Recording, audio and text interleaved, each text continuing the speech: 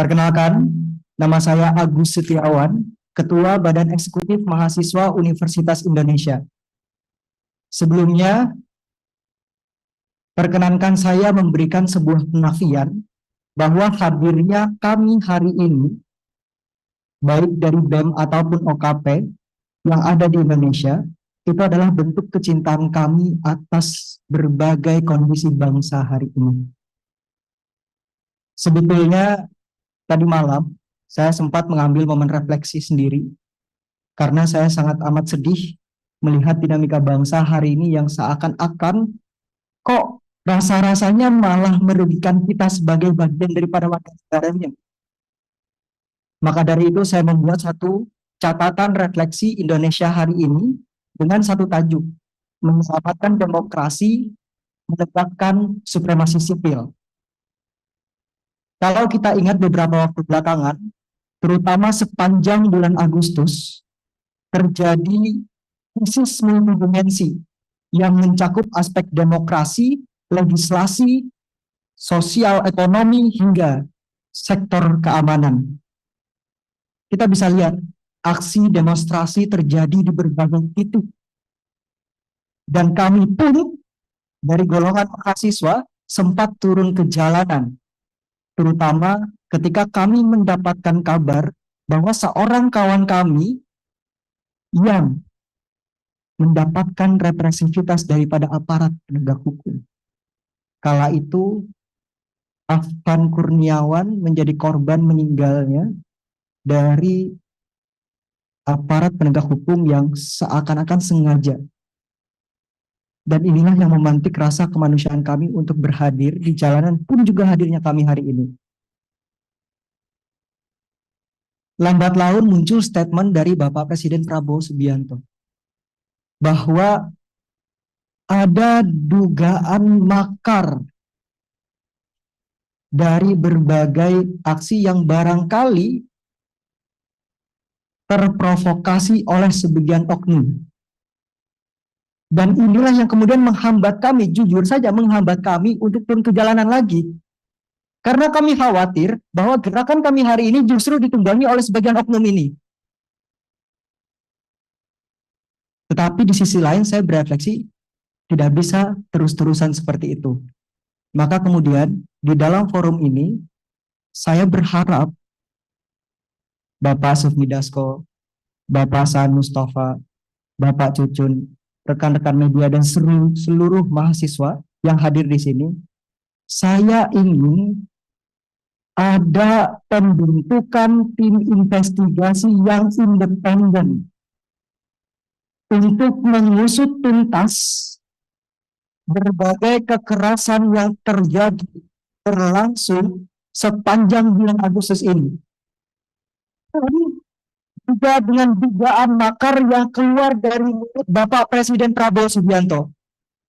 Kami ingin investigasi ini mengusut tuntas semuanya, sehingga kemudian apa yang disampaikan Bapak Presiden dapat dibuktikan. Karena kami dari gerakan merasa dirugikan dengan statement tersebut, yang kemudian menghalangi gerakan kami ke depan. Itu yang pertama. Yang kedua, berkaitan dengan permasalahan kami sebagai bagian daripada warga negara yang sebetulnya khawatir kira-kira kita ke depan itu kondisi ekonominya seperti apa ya. Di tengah masyarakat rentan, menderita, di PHK, ekonomi lesu, daya beli masyarakat menurun, kok bisa ada wakil rakyat yang justru kabarnya tunjangannya dinaikkan, dan ketika ada kabar tersebut terjadi simbolisasi joget-joget yang kemudian membuat hati kami sedih, Bapak-bapak sekalian. Kami seakan-akan hanya dimanfaatkan di setiap momen pemilunya saja dengan berbagai janjinya. Tetapi ketika sudah duduk di kursi-kursi yang enak ini, Bapak-bapak, Ibu sekalian yang duduk di parlemen seakan-akan melupakan kami sebagai bagian daripada rakyat yang seharusnya diwakilkan setiap pertemuan rapatnya.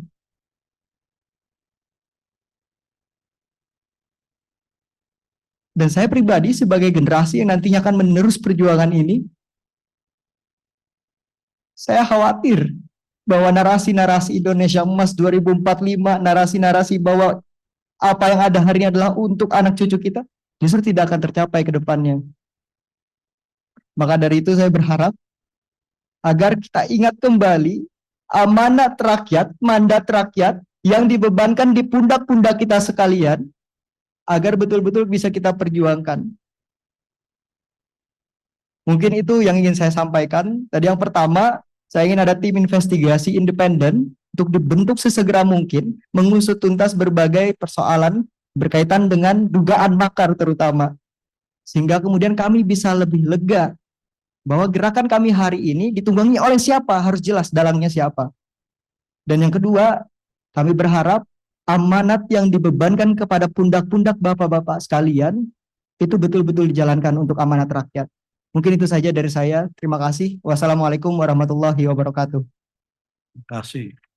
Terima kasih, Saudara Agus Setiawan, Ketua BEM UI ya. Dia ada dua hal.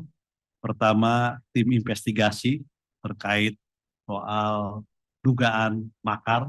Yang kedua, terkait dengan kondisi ekonomi dikaitkan dengan kondisi DPR. Masih ada dari ini, Bang? Langsung dulu aja, nanti baru tanggapin ya. Dari BEM lagi masih ada? Kalau ada silakan. Atau sama pernyataannya dari BEM mana? Silakan. Baik. Assalamualaikum warahmatullahi wabarakatuh. Selamat sore rekan-rekan semua, rekan-rekan media dan yang terhormati, yang saya hormati, Bapak Dewan sekalian. Terima kasih atas kesempatan dan waktunya sudah mau menyediakan waktu untuk berdialog dengan kami bersama kita semua di tengah krisis dan permasalahan yang belakangan ini terjadi. Hidup mahasiswa. Hidup rakyat Indonesia.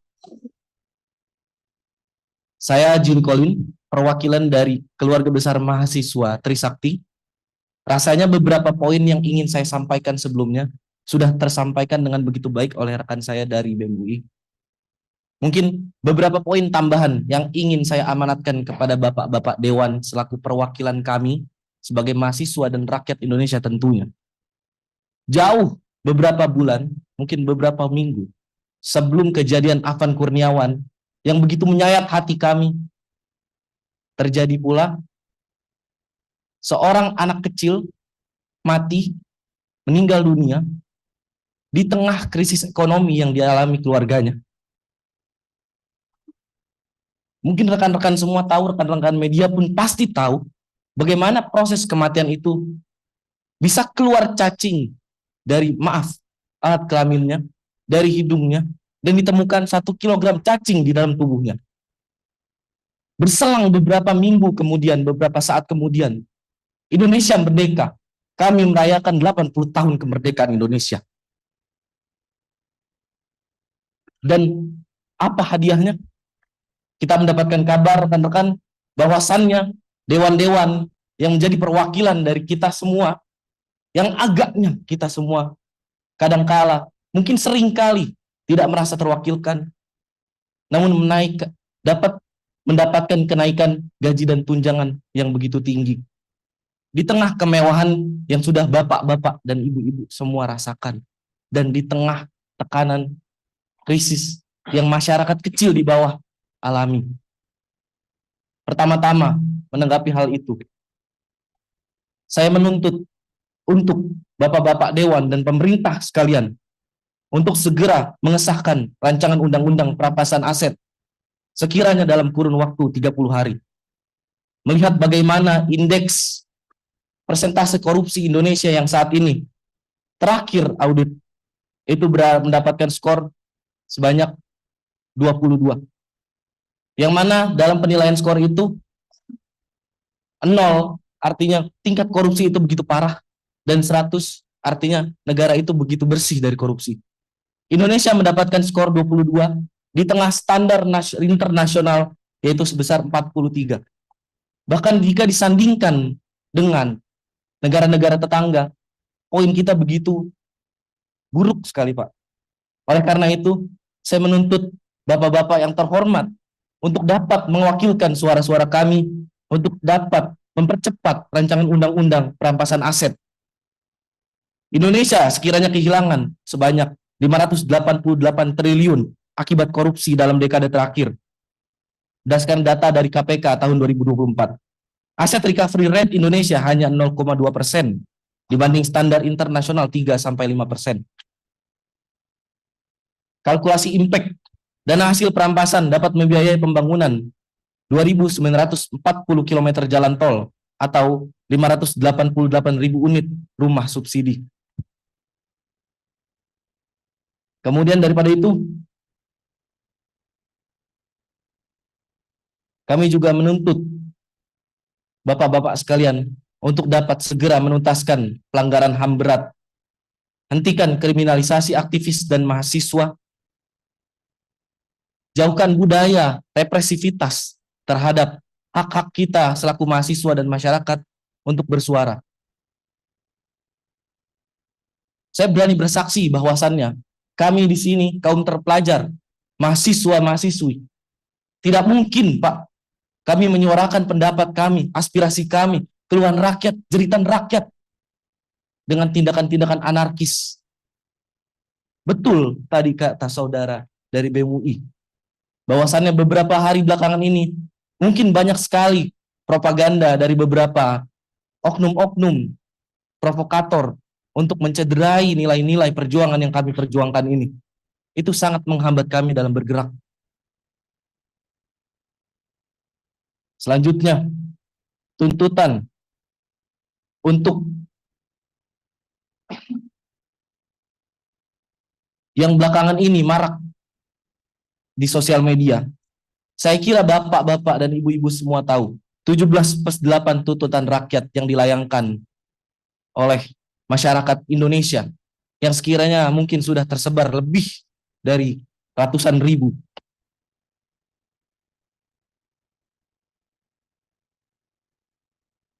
Yang pertama untuk Presiden Republik Indonesia, merevisi kebijakan fiskal pro rakyat. Yang kedua, audit menyeluruh BUMN yang merugi. Yang ketiga, moratorium kenaikan tarif listrik, air, dan BBM. Lalu untuk Dewan Perwakilan Rakyat Republik Indonesia, pembatalan kenaikan tunjangan dan gaji anggota DPR, pengesahan RUU perampasan aset dan RUU pelindungan data pribadi, dan audit kinerja integritas seluruh anggota DPR. Berkaitan juga dengan hal yang tadi saya sampaikan sebelumnya. Jika kita bandingkan remunerasi anggota parlemen dari negara-negara tetangga dan Indonesia take home pay yang bapak-bapak sekalian dapatkan kurang lebih berkisar sebanyak 8.000 US dollar. Jika dibandingkan dengan rata-rata upah minimum rakyat, itu rasionya 40/1, Pak. Dan berdasarkan produktivitas legislasi, hanya ada 12 undang-undang yang tercipta dalam setahun. Jika kita komparasi dengan negara-negara tetangga seperti Malaysia, Thailand, Singapura, dan Korea Selatan, Malaysia rasionya hanya 8/1, Thailand 6/1, Singapura 12/1, Korea Selatan 4/1. Bagaimana bisa negara berkembang yang rakyatnya begitu menderita ini, gaji DPR-nya 40/1 rasionya? Saya rasa itu benar-benar harus digarisbawahi dan harus ditinjau ulang, Pak. Yang selanjutnya, berdasarkan latar belakang saya di sektor transportasi dan logistik, saya menuntut untuk modernisasi logistik. Sebanyak 828 terminal logistik modern, yaitu 1 miliar per unit, sistem tracking digital untuk 100.000 truk nasional, cold storage network di 414 kabupaten atau kota, dan berikan subsidi transportasi publik, subsidi tarif 50% untuk 166 juta perjalanan per tahun, mengingat Indonesia dengan kapasitas penduduk yang begitu besar. Gratis transportasi untuk 8,28 juta keluarga miskin per tahun, dan program Kartu Jakartawan Nasional untuk 41,4 juta pengguna.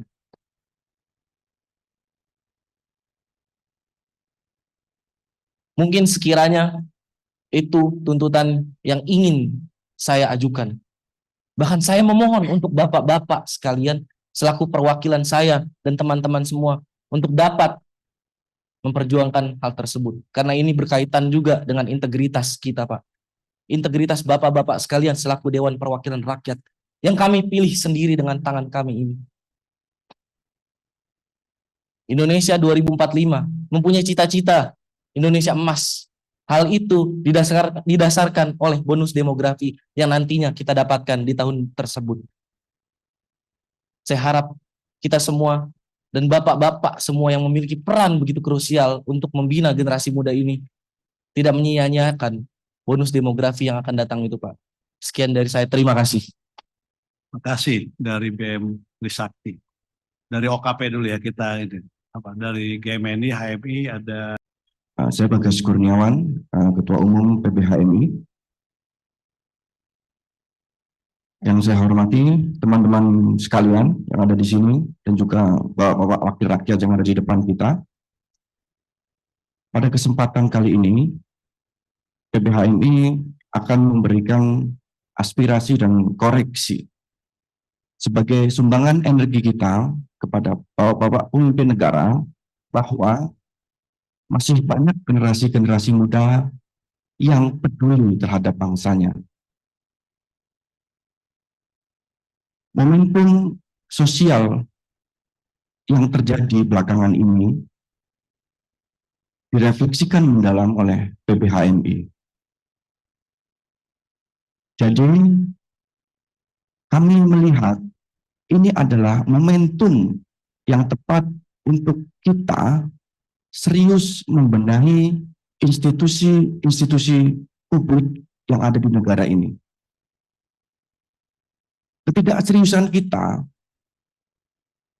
dalam membenahi institusi-institusi publik itu seperti bom yang bisa meledak kapan saja. Dalam sejarah bangsa ini, banyak sekali nama-nama yang tertulis menjadi korban-korban reformasi-reformasi politik. Berapa banyak kita sebagai bangsa melakukan reformasi politik. Tapi ternyata ini semua tidak berbanding lurus, malah justru berbanding terbalik dengan kemakmuran dan kesejahteraan yang kita sebagai negara dan sebagai bangsa tuju bersama. Oleh karena itu, momentum ini, HMI meminta sekali kepada pemimpin-pemimpin negeri, khususnya bapak-bapak anggota legislatif, untuk serius melakukan inklusivitas, melakukan pembenahan institusi publik yang lebih dekat dengan rakyat dan mendistribusikan hak. Karena dalam negara demokrasi, institusi publik yang maju dan inklusif adalah satu-satunya, saya ulangi lagi, adalah satu-satunya penopang dalam demokrasi yang sehat. Tidak ada cara lain, kecuali kita mau memilih jalan yang lain selain demokrasi. Oleh karena itu, PBHMI membuat suatu refleksi yang kemudian kita temakan dengan nama Koreksi Indonesia. Koreksi Indonesia ini adalah muncul dari keresahan kita, PBHMI khususnya sebagai generasi muda, tentang masa depan bangsanya. Tentang bom-bom, tentang bahan bakar sosial yang bisa meledak kapanpun karena adanya kesenjangan institusi itu. Oleh karena itu, dalam Koreksi Indonesia ini, PBHMI merangkumnya menjadi 7 tuntutan yang kita sebut dengan sabta suara. Tuntutan yang pertama, PBHMI meminta adanya reformasi partai politik. Partai politik yang alih-alih menjadi kanal ideologi untuk melakukan kerja-kerja kesejahteraan, belakangan ini malah menjadi kanal pragmatisme elektoral. Oleh karena itu, PBHMI concern dan PBHMI memandatkan bahwa reformasi politik ini perlu. Karena apa? Karena partai politik adalah tulang punggung di demokrasi. Tulang punggung untuk masuknya semua kebijakan dan kehidupan berbangsa dan bernegara. Yang kedua, benahi seluruh institusi publik secara serius. Saatnya kita merefleksikan dan membenahi semua institusi publik kita secara serius. Institusi publik di bidang demokrasi, institusi publik di bidang ekonomi, institusi publik di bidang penegakan hukum. Saatnya kita benahi secara serius untuk menuntut kemajuan bangsa kita di masa yang akan datang.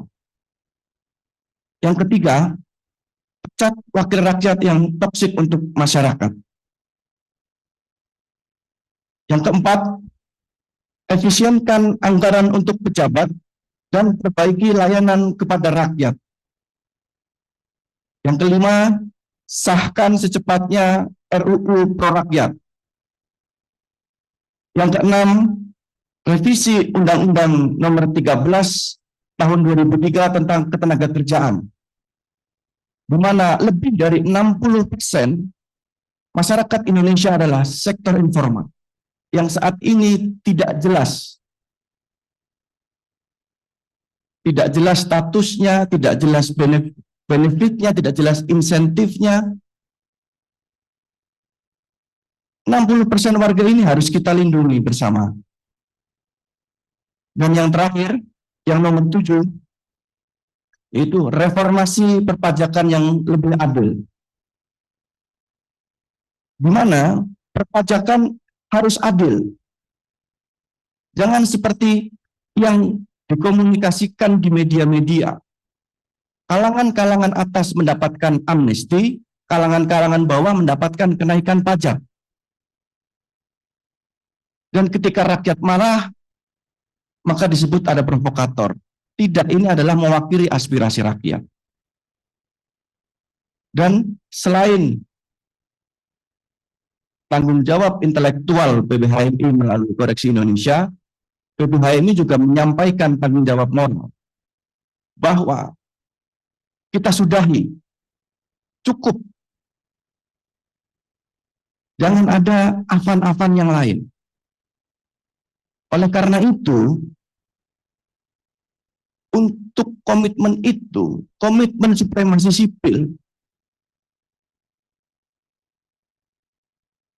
kita mengusulkan pada tanggal 28 Agustus menjadi Hari Supremasi Sipil di Indonesia. Untuk menstop, jangan ada lagi darah-darah yang jatuh dari penyampaian aspirasi-aspirasi publik. Darah rakyat Indonesia sangat berharga. Tidak boleh lagi ada darah-darah yang jatuh. Dan terakhir, untuk menunjukkan keseriusan PBHMI melakukan reformasi partai politik, PBHMI akan menyerahkan surat aduan masyarakat kepada MKD untuk memecat anggota-anggota DPR yang tidak mewakili aspirasi rakyat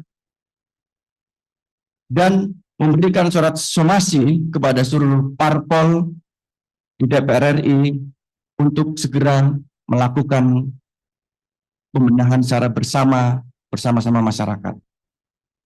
Kakanda, Adinda mau ini terlalu lama saya pikir. Saya mau sampaikan poin yang paling penting adalah Nah, kita bersepakat bahwa bebaskan kawan-kawan kami yang ditangkap. Itu yang pertama. Saya minta di sini pimpinan DPR, ada 3 wakil ketua DPR di sini. Saat ini telepon Kapolri, segera sampaikan bebaskan kawan-kawan kami yang ditangkap di semua Polres, di semua Polda yang ada di Indonesia. Ini- Itu tuntutan yang paling objektif untuk segera dijalankan. Itu mungkin. ini- Karena kita lama-lama di sini, teman kami masih banyak di dalam tahanan. Keluarkan semuanya saat ini. Izin Pak Prof. Dasko, izin Kang Saan Mustafa, izin Haji Cucun, segera telepon ke Polri. Sampaikan permintaan kami semua sini bersepakat. Semua sepakat ya kawan-kawan. Telepon Pak Kapolri, sampaikan bahwasanya bebaskan kawan-kawan kami yang menggelar aksi, seluruh Indonesia bebaskan. Mahasiswa harus segera dibebaskan. Kita ini bukan perusak. Kita ini bukan pemberontak. Kita ini menyampaikan aspirasi masyarakat dengan benar. Kita tidak ada yang melakukan pembakaran, pengerusakan, tidak ada. Boleh dicek. Silakan dicek di Indonesia, tidak ada. Sehingga sekali lagi dengan hormat kami minta kepada semua pimpinan. Kami minta kepada pimpinan dengan hormat. Detik ini juga telepon Pak Kapolri, segera bebaskan kawan-kawan kami yang masih ditangkap. Baru kita jalankan lagi forum ini. Sepakat ya? Telepon dulu, baru kita lanjutkan forum ini. Karena percuma kita di dalam ini, teman-teman kita kasihan. Orang tua mereka pada resah, pada sedih semuanya. Sementara kita di sini enak di dalam AC. Semuanya telepon saat ini, minta untuk Pak Kapolri bebaskan teman-teman mahasiswa kita yang masih ditangkap. Terima kasih. Kami persilakan, Pak Dasko. Baik, terima kasih. Pertama-tama saya menyampaikan salam dari Bu Puan Maharani yang pada hari ini berhalangan kepada kawan-kawan semua. Pertama-tama selaku pimpinan DPR, kami dalam kesempatan ini mengucapkan duka cita yang sangat mendalam atas berpulangnya almarhum Afan Kurniawan dan seluruh korban kejadian aksi penyampaian pendapat yang terjadi beberapa waktu yang lalu. Selaku pimpinan DPR, kami menyatakan permohonan maaf atas kekeliruan serta kekurangan kami sebagai wakil rakyat dalam menjalankan tugas dan fungsi mewakili aspirasi masyarakat yang selama ini menjadi tanggung jawab kami. Tentunya permintaan maaf ini tidak cukup tanpa evaluasi dan perbaikan secara menyeluruh dan akan dilakukan dalam waktu yang sesingkat-singkatnya. Kami telah berkoordinasi dengan seluruh pimpinan DPR beberapa waktu ini dan kami sampaikan beberapa hal yang sudah dan akan kami lakukan. Pertama, melakukan evaluasi menyeluruh terhadap tunjangan anggota dewan dan khusus untuk tunjangan perumahan dihentikan terhitung sejak tanggal 31 Agustus 2025. Yang kedua, moratorium kunjungan kerja atau perjalanan dinas luar negeri anggota DPR serta melakukan efisiensi untuk kunjungan kerja di dalam negeri. Reformasi DPR akan dipimpin langsung oleh Ketua DPR Ibu Puan Maharani untuk menjadi DPR yang lebih baik dan transparan.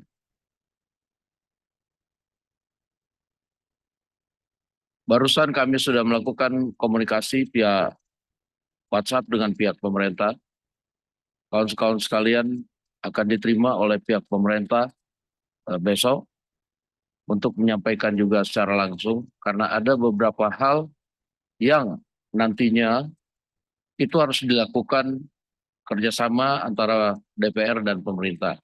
Seperti tadi membentukan tim investigasi dugaan makar, lalu kemudian soal undang-undang perampasan aset misalnya kan itu pembuatan undang-undang adalah DPR dan pemerintah, serta tadi tuntutan pengurangan pajak-pajak serta beberapa hal yang harus memang dilakukan oleh pemerintah dan DPR.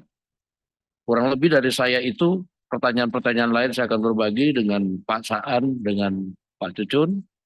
Dan sekali lagi, kami selaku pimpinan DPR, mohon maaf atas kekurangan kami selama ini.